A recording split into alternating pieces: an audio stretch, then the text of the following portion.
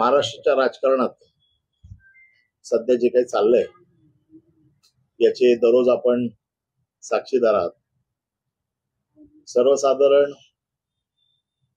कोणी माणूस मोठा झाला, त्याच्याकडे चांगले पैसे आले, त्याला नाव मिळालं, त्याला इज्जत मिळाली, एक समाजात त्याचं स्थान निर्माण झालं, तर शक्यतो तो आपल्या आईच्या नावाने, पत्नीच्या नावाने, मुलांच्या नावाने शाळा काढतो, कॉलेज काढतो, हॉस्पिटल काढतो, लोकसेवेचं एक असं साधन उपलब्ध करून देतो. परंतु महाराष्ट्राचे माजी मंत्री, राज्यमंत्री यांनी आपल्या पत्नीच्या नावाने बार काढला आणि तो बार नुसता बार नसून तो डान्स बार आहे. यावरून त्यांची मानसिकता दिसून येते. कुठल्या मानसिकतेतनं हे काम करतात हे त्याच्या माध्यमातून दिसतंय.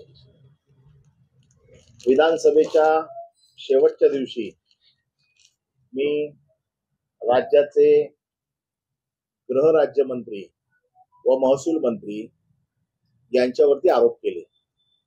हे आरोप हे होते की त्यांच्या मातोश्रीच्या नावाने असलेला जो बार आहे, या बार मध्ये डान्स बार चालवला जात होता, अश्लील नृत्य केलं जात होतं, पैसे उडवले जात होते, हे सगळं त्याच्यामध्ये होत होतं. आणि हे मी सगळी माहितीच्या अधिकारात ही मला मिळालेली आहे. त्यामुळे ही माहिती खोटी असू शकत नाही.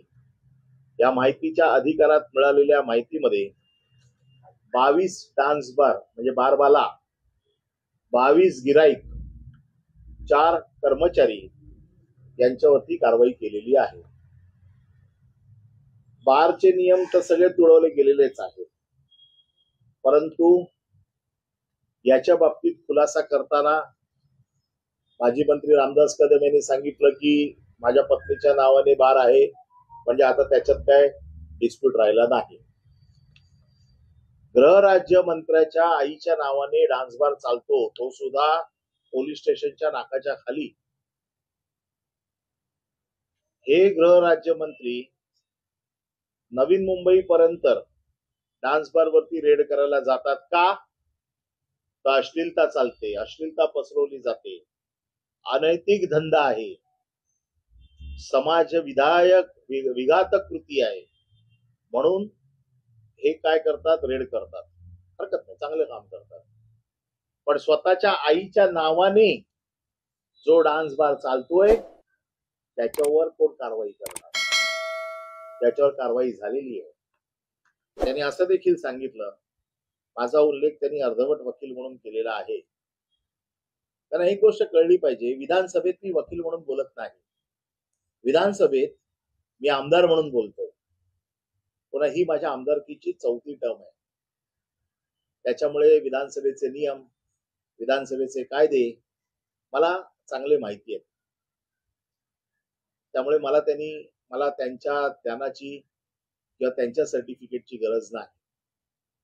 राहिला प्रश्न, त्यांनी असं सांगितलं की डान्स बार आम्ही चालवत नाही, आम्ही चालवायला दिलेला आहे आणि जो चालवतो त्याच्यावरती जबाबदारी आहे.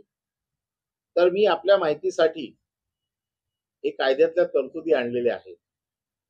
Liability of the licensee for the act of a servant, म्हणजे तुमच्या नोकराने किंवा तुम्ही ज्याला प्राधिकृत केलंय त्याने जर एखादं दुष्कृत्य केलं तर त्याची जबाबदारी कोणाकडे? एक नोकरनामा असतो, एक नोकरनामा असतो.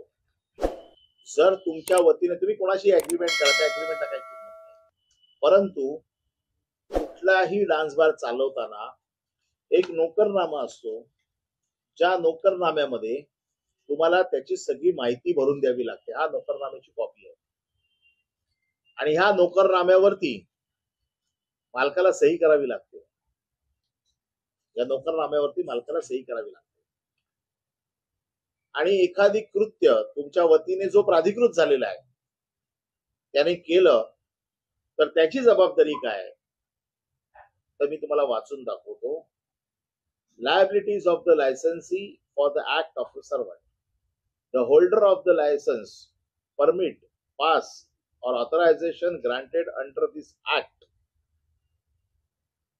shall be responsible as well as the actual offender for any offense committed by any person in his employ or acting with his express or implied permission on his behalf under the provision of this act, as if he himself has committed the same, unless he shall establish that all due and responsible precautions were exercised by him to prevent the commission of such offense. याचा अर्थ असा आहे की तुमच्या वतीने ज्या कोणी तिकडे प्राधिकृत केलेला असेल, जो काम करत असेल, तो जबाबदार जरी असला तरी हे कृत्य मी केलंय म्हणजे कोणी ज्याच्या नावाने परवाना आहे त्याने असं समजण्यात यावं, अनलेस जर तुम्ही तशी कृत्य करण्यापासून त्याला सगळ्या गोष्टीत परावृत्त करायला तुम्ही सिद्ध केलं तर. म्हणजे त्यांनी सांगितलं ना की आम्हाला कळलं आणि आम्ही डान्स बार बंद करून टाकला, तर त्याच्या अगोदर तर तुम्ही कुठली प्रिकॉशन घेतली नाही. आणि हे जर म्हणत असतील की आम्हाला माहितच नव्हतं, तर ह्या डान्स बारवर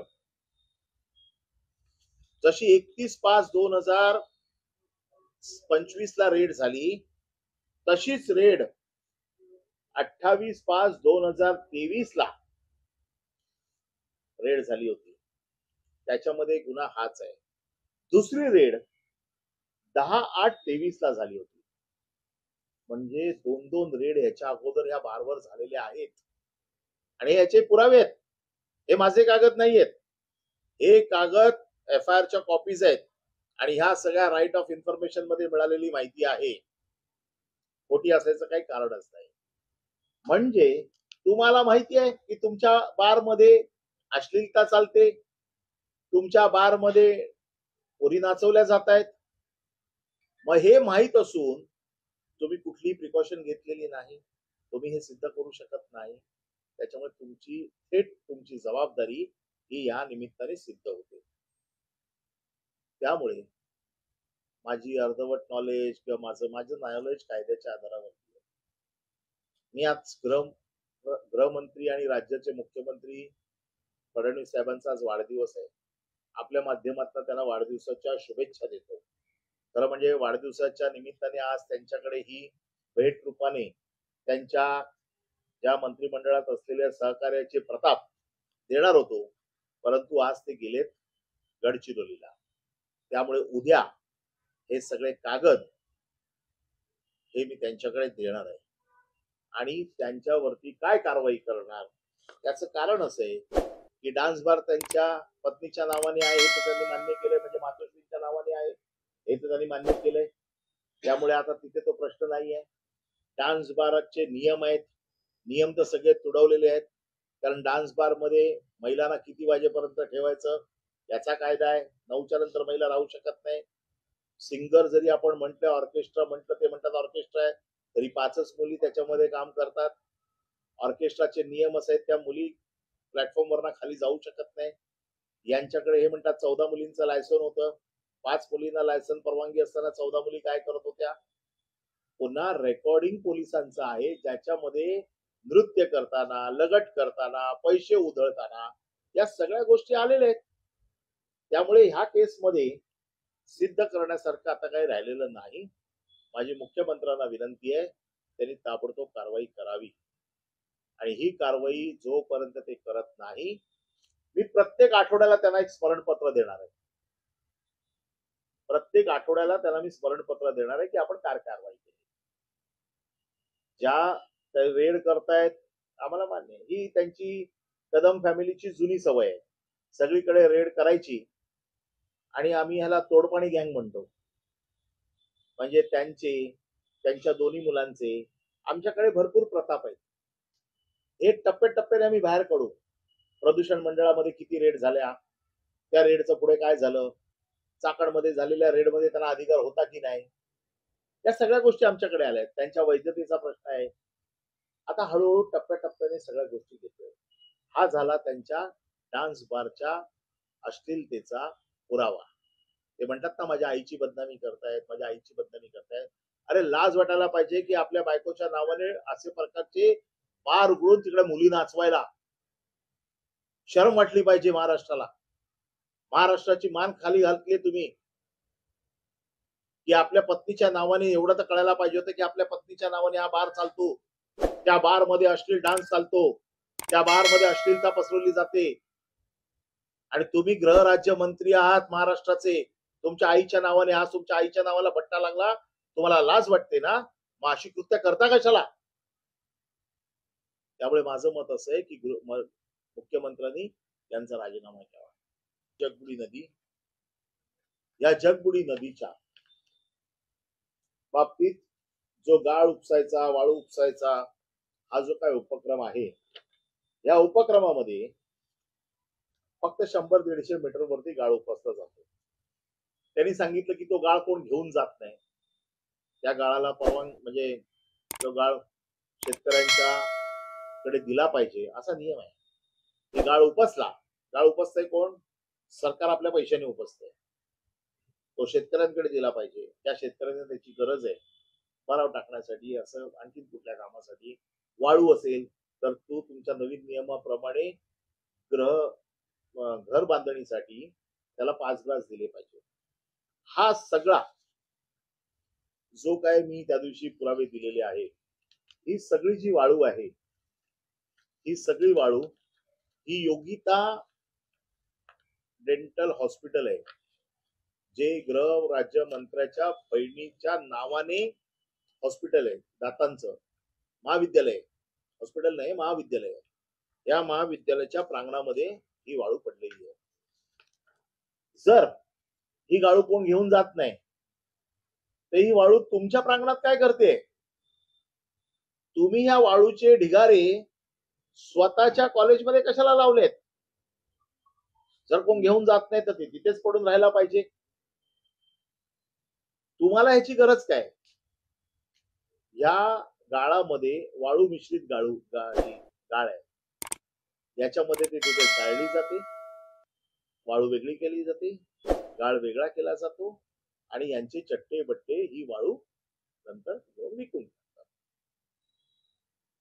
बिपिन पाटणे हा कोण? शेतकरी आहे. कदम हा कोण? शेतकरी आहे.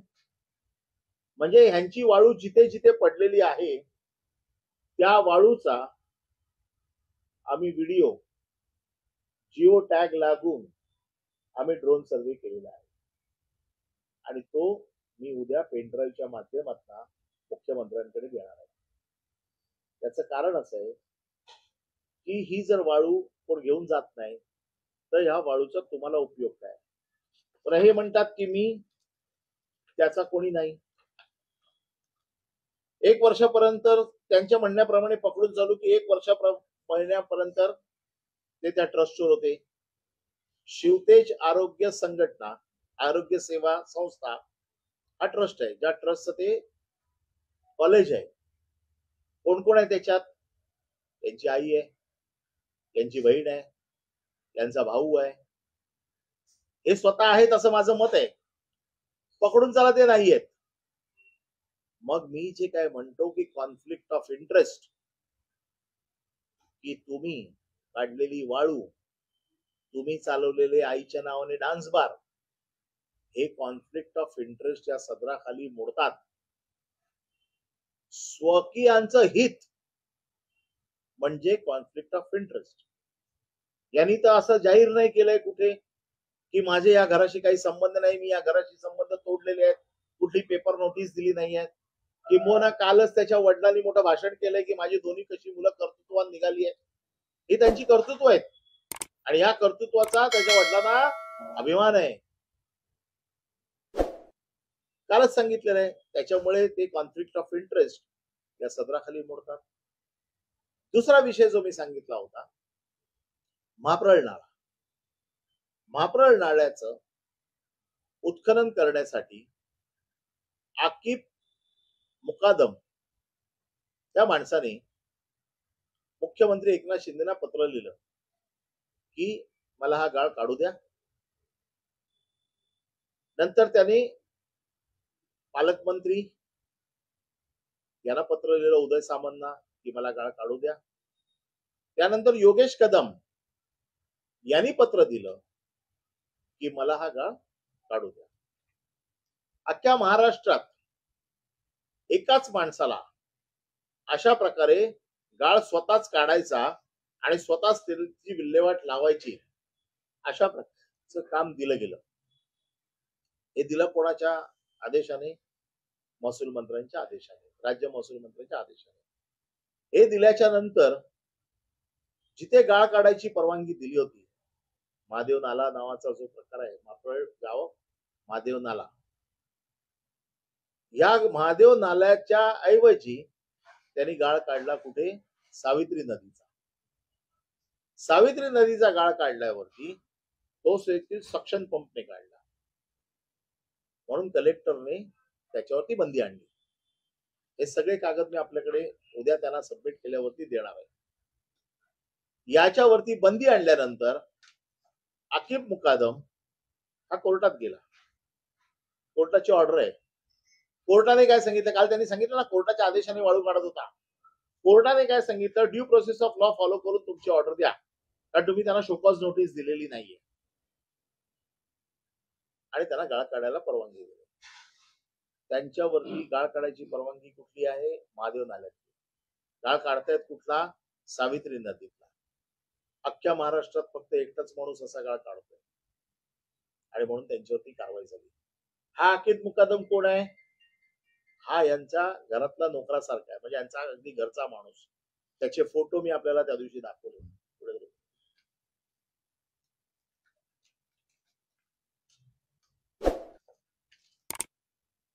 हे फोटो मी तुम्हाला दाखवले की त्यांच्या प्रचारामध्ये, त्यांच्या निवडणुकांमध्ये कशा पद्धतीने काम करत होता. हे सगळे फोटो मी काल विधानसभेत सगळे दाखवले. हा आकिब मुकादम आहे. हा माणूस तिथे रेती उपसतोय. जून 30 तारखेपर्यंत रेती उपसायची परमिशन होती. कुठली? महादेव नाल्याची. उपसतायत कुठे? आता जुलैमध्ये पण चालू होती. काल ही लक्षवेधी लागल्यावरती बंद झाली. काल हा विषय आला ना, आता बंद झाला. तिसरा विषय असा आहे की दगड आणि जांबा याचं उत्खनन होतं. दगड उपसायला, उत्खनन करायला 28 लोकांना, 24 लोकांना परमिशन दिली. जांबा उत्खनन करायला 14 लोकांना परमिशन दिली. ह्या सगळ्या लोकांना जी परमिशन दिली, त्या परमिशन पेक्षा जास्त उत्खनन केलं यांनी. म्हणून कलेक्टरने तहसीलदारांना सांगितलं की आपण रिपोर्ट करा. त्या रिपोर्ट मध्ये आलेलं आहे की उत्खनन जास्त झालंय. एटीएस मशीनच्या माध्यमातूनही मोजणी झाली. म्हणजे एटीएस मशीनने मोजणी तेव्हाच होते जी अक्युरेट पद्धतीने करायची असेल. लगेच महसूल मंत्र्यांनी त्याच्यात, महसूल राज्यमंत्र्यांनी त्याच्यात हस्तक्षेप केला आणि सांगितलं फेरमोजणी करा, कारण त्यावेळेला ते शेतकरी, ते माणसं तिकडे हजर नव्हती. आता फेर मोजणी झालेली आहे. त्याची प्रचंड करोडो रुपयाची रॉयल्टी ही शासनाची बुडवलेली आहे. करोडो रुपयाची. मी तुम्हाला सगळे कागदपत्र एक एक एक एक एक एक लावून देतो. हे सगळे माझ्याकडे आहेत. मी तुम्हाला एक एक एक एक सेट त्याचा उद्या मुख्यमंत्र्यांना दिला की तुमच्याकडे देणार आहे. करोडो रुपयाची रॉयल्टी लावली आहे, नुकसान केलेलं आहे. हे 18 आणि 24 लोक जे आहेत हे यांचे कार्यकर्ते आहेत खास.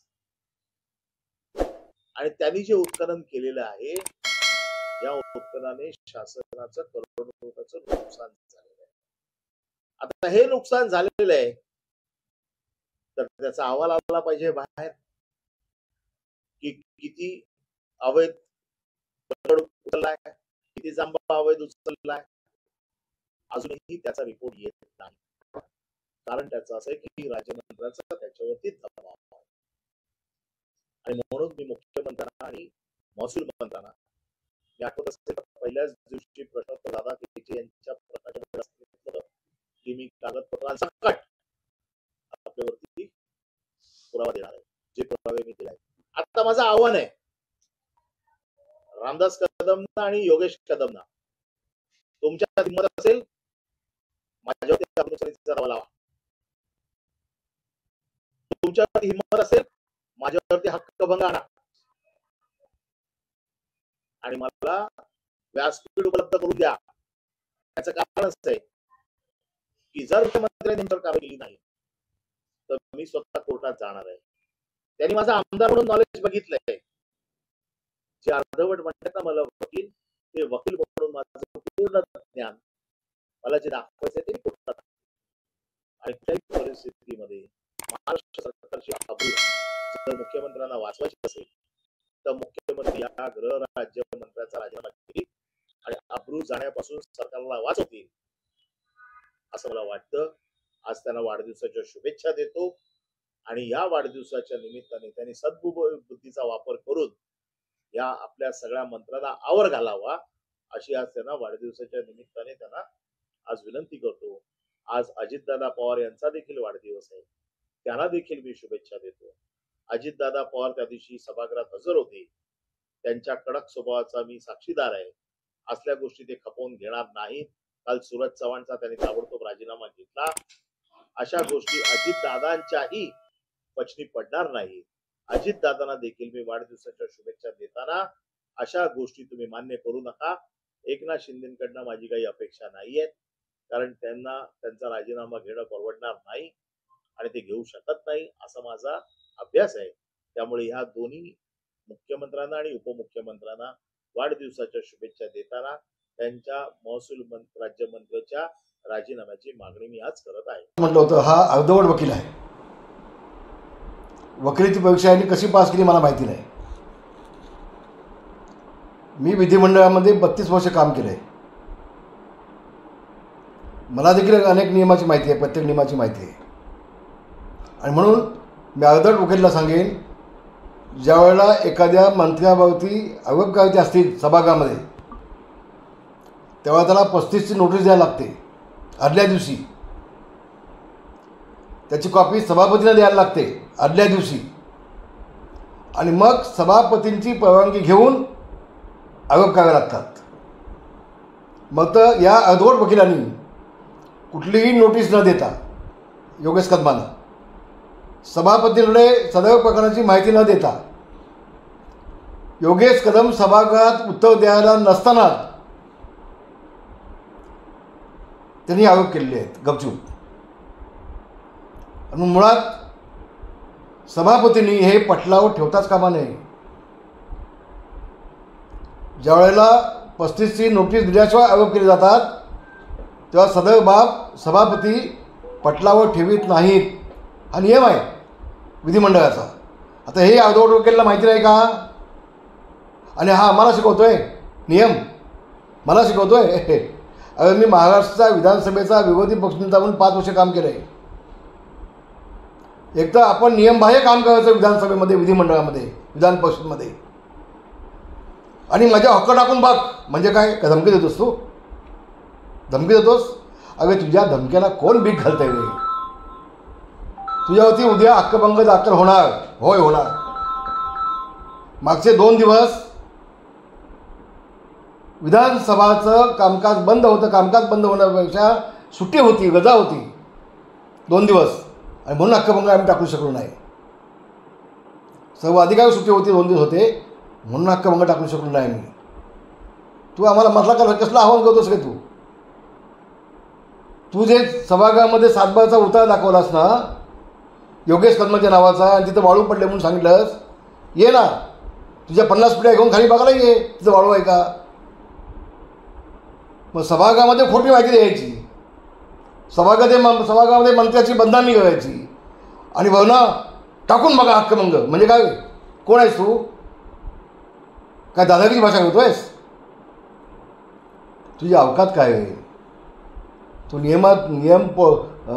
तुला सगळं माहिती आहे, वकील असं म्हणतोस ना. मग बाप दाखव, आता साध्य घाल.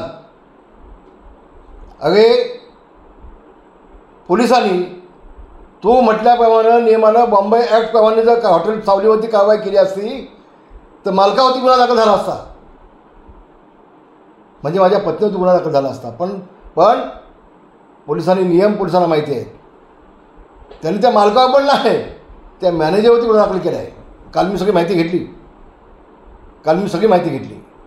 आणि एक गोष्ट मी आपल्या माध्यमातून महाराष्ट्रात सांगतो आहे, डान्स बार चालवण्याचे धंदे आम्ही मंडळी कधी केले नाहीत.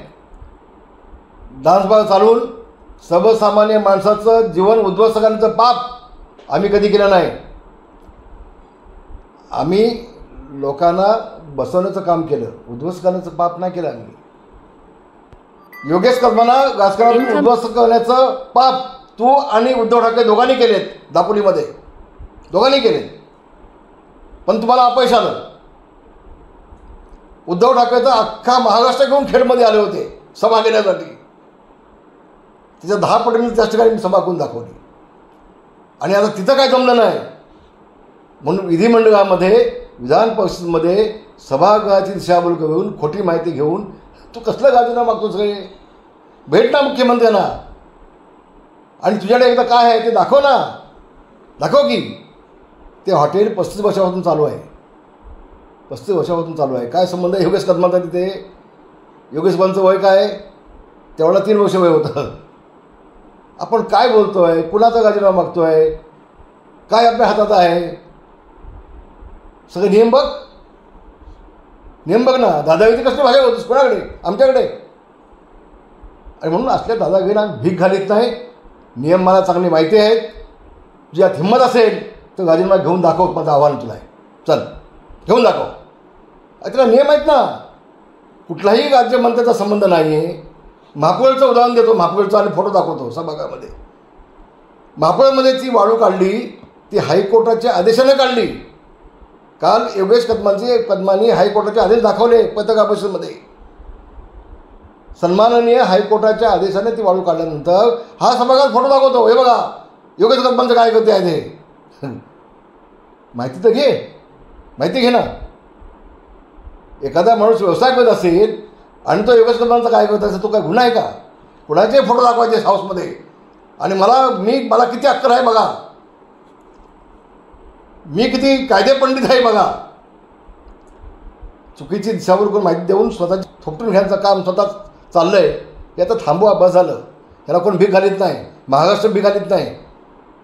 आणि म्हणून तुला पुन्हा सांगतोय, होय उद्या तुझ्यावरती हक्कभंग होणार आणि होणार आणि होणार. तो नियमानं. योगेश कदमांचा काही संबंध नसताना बेछूट आरोप करणं त्याच्यावरती, या बेसवरती तुझ्यावरती हक्कभंग उद्या होणार. धन्यवाद.